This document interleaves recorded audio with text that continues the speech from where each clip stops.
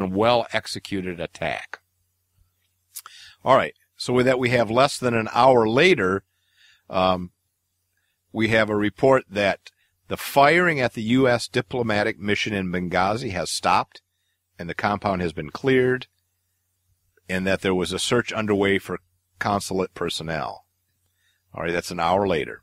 And the final email at 6 o'clock, our time, Eastern Standard Time, noted the claim of responsibility for the attack, was Ansar al-Sharia.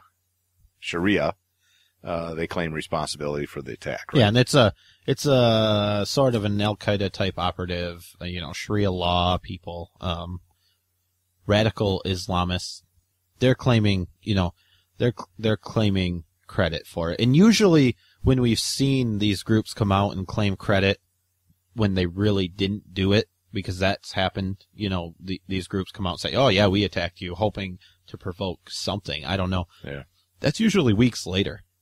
It's never while the attack's still going on. Right.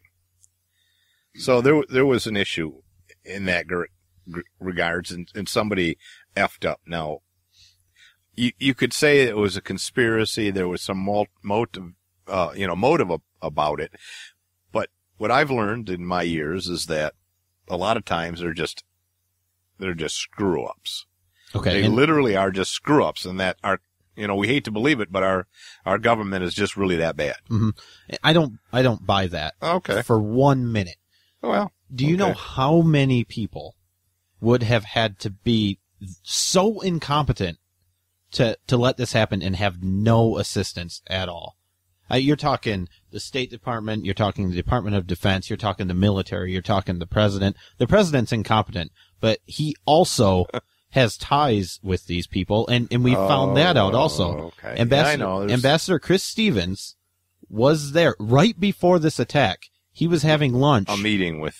He was having dinner, with the ambassador to Turkey, right, or some sort of Turkey official. Yeah, it was there were reports, an official business going on. There were reports that these radical Islamists, were watching the consulate that they were in, and they were afraid to leave. They didn't know if they were going to make it out alive.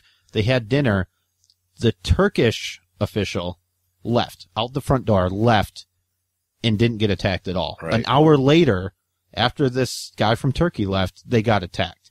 And what we found is that we were running guns to the Muslim Brotherhood type people in Syria through Turkey. Yep. Because the president and everybody in his administration knows it would be really bad if the American people realized that we were just giving guns to these Syrian rebels who we should not be arming. Right. So we will funnel them through Turkey, make it look like it's not so terrible. Right. And that's probably why they were meeting, because Ambassador Chris Stevens, it seemed like he was part of this whole thing. He was the guy doing it.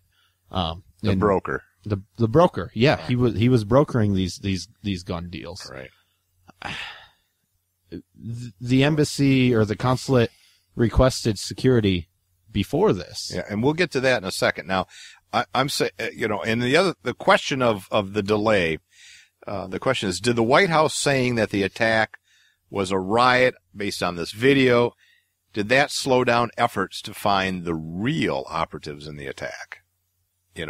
And Representative Mike Rogers, U.S. Representative, he's from Michigan, thinks so. And I quote, he said, it did slow down some efforts to actually start targeting the people that we thought did it.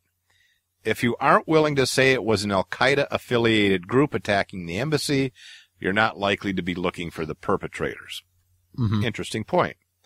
Now, Forbes reports that just 1 hour after the attacks upon the U.S. consulate, White House staff gathered together in the Oval Office, listened to phone calls from American defenders desperately under siege during this attack, and they were watching real-time video developments, as we mentioned, with a drone. Yeah.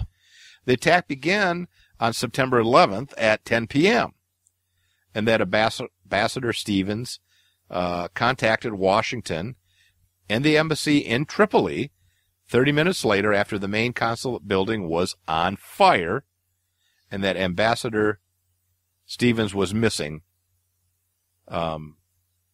and that we had aircraft 400 miles away in Tripoli that we could have dispatched, and that actually the the Syrian government dispatched an aircraft carrying 22 men to this consulate.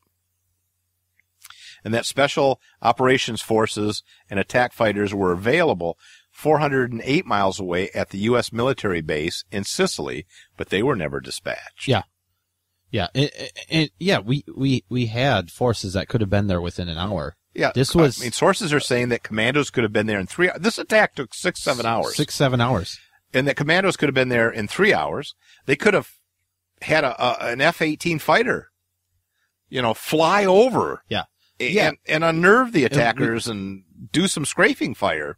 Two of the men who died were Navy SEALs. They weren't actually at the consulate to begin with. No, we'll get to that.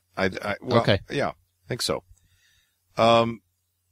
It says that reports say from Forbes says that Vice President Biden and Secretary of Defense Panetta initially met at 5 p.m. So that's an hour about after the initial attack and the first email.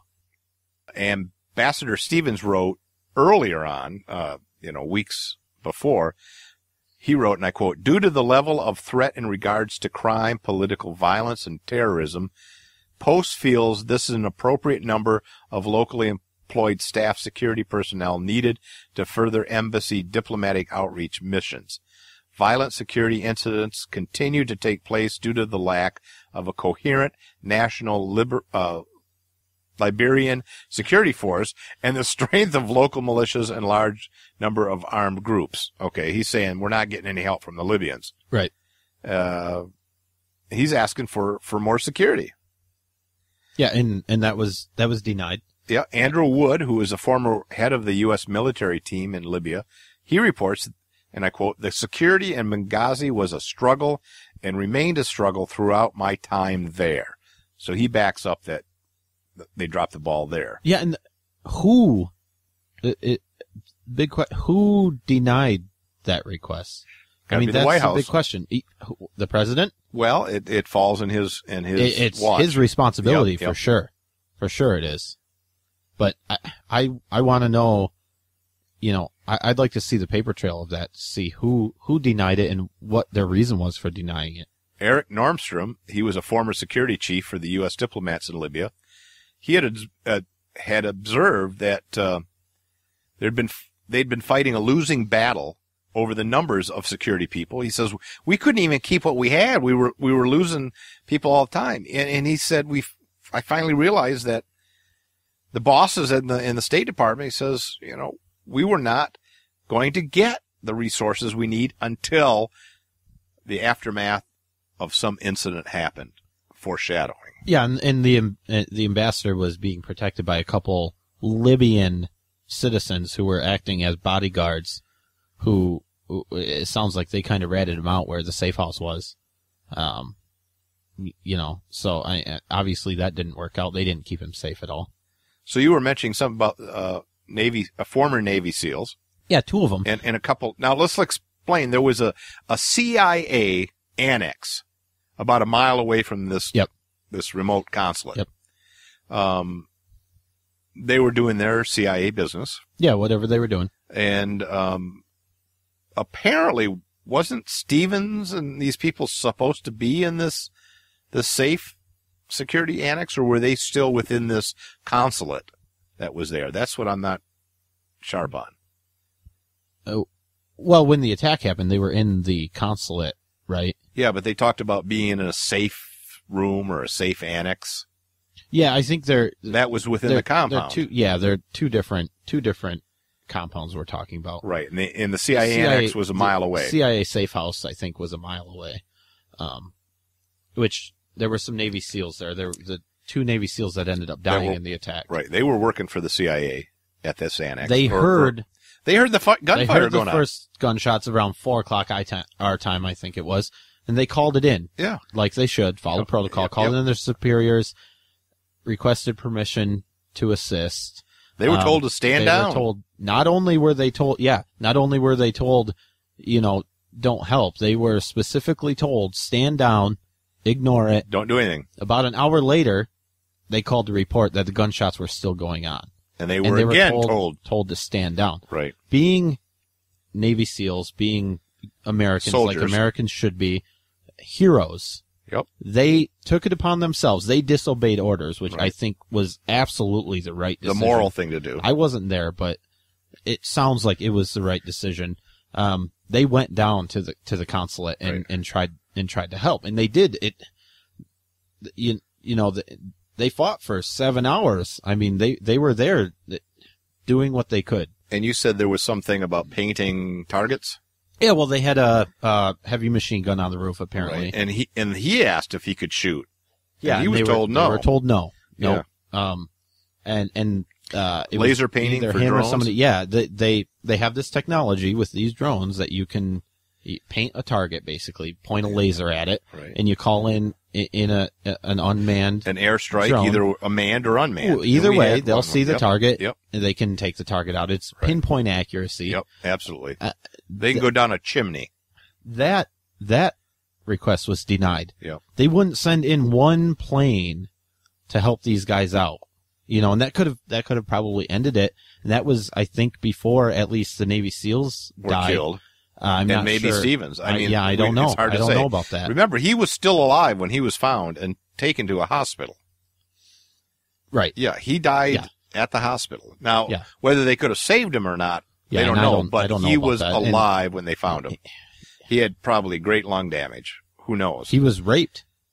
No, he was not. Yes, he was. No, he was not. That's a rumor. Don't tell me no. I don't think that's a rumor. Yeah, I don't think so. I think we know he was. He was not raped. Okay. Were you there? I was not there. Okay. He wasn't raped. MSNBC said he wasn't, so you're going to believe that? I'm going to say that he wasn't raped. It doesn't make sense. And everything else that's going on makes sense, right? It does, because I can understand Okay. fighting a battle and fighting an enemy, but Okay. you're not going to rape an ambassador. just Because these are good people over there. I'm These not these saying they're Islamic incapable of rape. extremists are I just don't think really they, good they people. raped him. Anyway, Really I'm not good going to people. discuss that. I think that hasn't been shown. I think you're right. I thought they did an autopsy. And none of this showed has that been he shown. Was not raped, but obviously we don't have all of the information for this attack. anyways, we're not going to talk because about rape. they're not talking about why they didn't allow these Navy SEAls to go help. Why they Well, didn't it wasn't because send, we're going to wait until after he's raped. But anyways, I'm not talking about rape. Can you get off that now? I would love to get off. Why didn't they? Why didn't they send troops to help? Well, we can get into that because Secretary of Defense Panetta, Leon Panetta, he gave a reason for that. There's a lot of Monday morning quarterbacking going on here. We quickly responded, as General Dempsey said, in terms of deploying forces to the region. We had fast platoons in the region. We had ships that we deployed off of Libya, and we were prepared to respond to any contingency. And certainly had forces in place to do that. But there's a basic principle here. Basic principle is that you don't deploy forces into harm's way without knowing what's going on, without having some real-time information about what's taking place. And as a result of not having that kind of information, the commander who was on the ground or in that area, General Ham, General Dempsey, and I felt very strongly that we could not put forces at risk in that situation. All right. Now here's two things I have a problem with that. One is we're prepared for every contingency. Mm-hmm. Obviously not. Well, right. Right. Yeah. And what about the drone video? They had real data. They knew what was going on. Yeah. They had people on the ground that were reporting what was going on. You send in troops. Yeah. This loser, Panetta, telling us God. they didn't have enough information to send troops in. Americans are being attacked. Basic principle is you don't deploy forces into harm's way. Americans are being attacked. We have video Not of the even attack. just Americans. This is U.S. soil. We discussed this in other shows. Yeah. An embassy, whether it's a little house or a huge castle, that's American soil. Yep. The United States is being attacked. Your ambassador that represents the United States of America is being attacked, and you don't send in forces? Absolutely. Yeah, and They have the video from the drone that they should have That's been just a watching. I cluster. guarantee people were watching. We have the emails